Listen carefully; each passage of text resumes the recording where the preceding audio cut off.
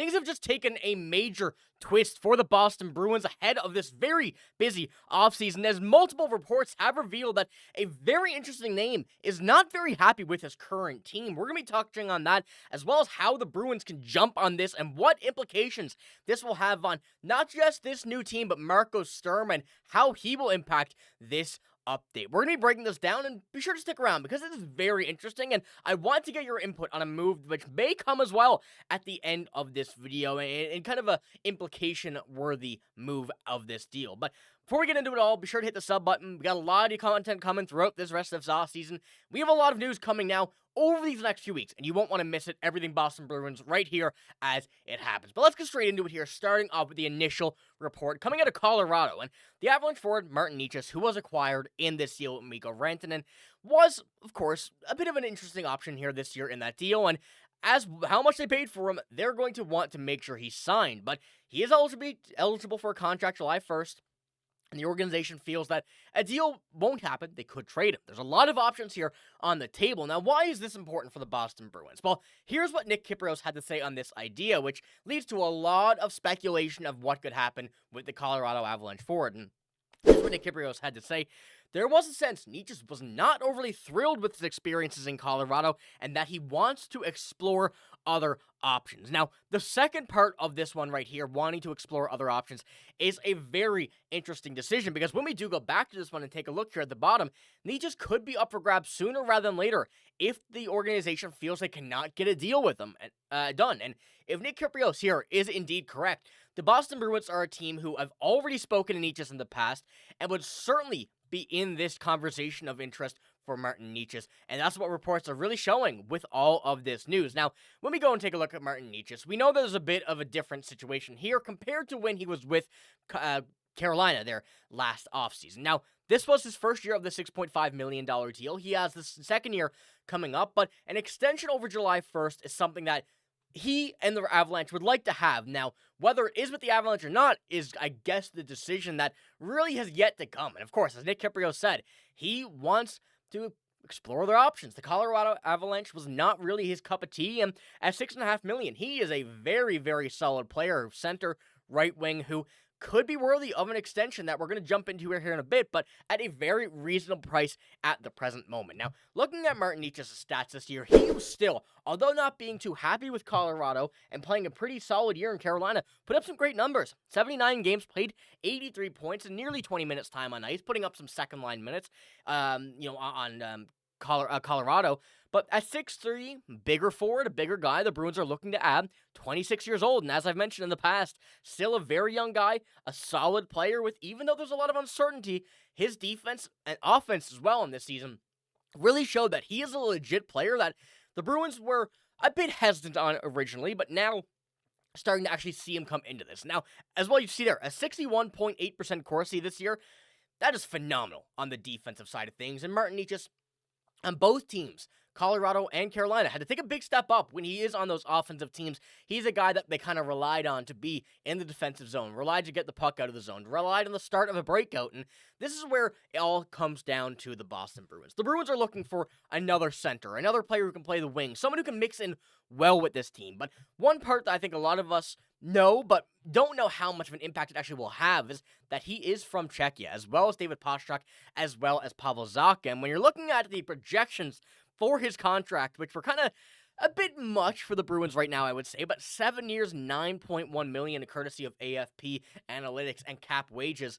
This is a very interesting number to see where the Bruins can kind of go from here, but not just that, but how this would impact any potential move for the Boston Bruins and the Colorado Avalanche in kind of unison with whoever it would be going to. Now, the Bruins do have the cap to do it, and when we go here and look at, of course, the offense, we're looking at Elias Lindholm, he's a player that we saw the possibility, we saw the vision here at the end of the season, but didn't see it throughout all of last season.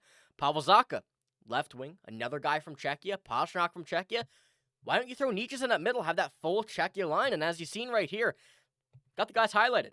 Martin Necas, David Pastrnak, Pavel Zacha, all on this Czechia team, which was, I believe, the World Championship. It's one of these projected rosters. I can't remember what it might be Olympics. I don't really know at this moment, but They are Czechia forwards. They will all be on this Czechia team whenever it comes down to it and when all our options to play. And this could be a very interesting kind of look and decision coming from this Boston Bruins team. If you put Pavel Zacha or Martin Necas in the middle, if you put Necas in the middle, Zacha on the wing, Pastrnak on the wing, that would be a very solid line here. Now, that's where questions get raised about Morgan Geekie. He's a player that is going to be back on this team here in the summer, and there's a lot of opportunities for him. We saw some opportunities of him being traded. Those are a bit, excessive, I think, here at this point. I think Morgan Geekie really secured a spot on this team with his play last season. But when it comes down to it, we do have another kind of hint at this, kind of putting it into words with Chris Johnston and how this also comes into play with what could happen with a Martin Necas deal. Chris Johnston had Morgan Geekie at 17, I believe, or 16 on his Athletic trade board. And he says Geekie finds himself in a prime negotiation position coming off a 33-goal season and sitting 1 year away from an unrestricted free agency. Cha-ching, while there's every expectation that he and the Bruins will engage in negotiations on the contract extension, the move remains a possibility if they aren't able to find common ground. Geekie turns 27 this summer, and Boston already started accumulating future assets with an aggressive sale ahead of the trade deadline. Now, we also know, looking at Morgan Geekie's stats, he had a career year. 33 goals, 24 assists, 57 points after, and I'll keep on saying it, a very, very slow start to the season. Around December is when we really started to see him heat up, and if that can continue, the Bruins find common ground with Morgan Geekie, which I think we all expect and hope that he will. This could be a very interesting top six for this Bruins team next year, and looking at Morgan Geekie's contract extension projections, 4 years by 6.5, that's a very reasonable contract, even if you do go ahead and look at the contract for Martin Necas. It is possible to make that work. It's possible to do it with what you got rid of last season and what you're kind of extending this year. There is a lot of room to be able to make this happen. And now, when we kind of go as well and look at the forwards once again, if you have a line, let's just say, of Geekie, Lindholm, Lysell is here, but that can, of course, change with whoever you want to put on the wing, whoever really fits best. And I think that's a matter of time, and we just have to see it. Free agency is still an option, but then you go ahead, put Zacha, Necas, Pastrnak. Things are looking very interesting. And of course, when it comes down to it, with what we're seeing here from the Colorado side of things, where they want to keep Necas, of course, and with what Nick Kiprios had to say, if there was a sense that he wasn't going to go, they would be willing to trade him.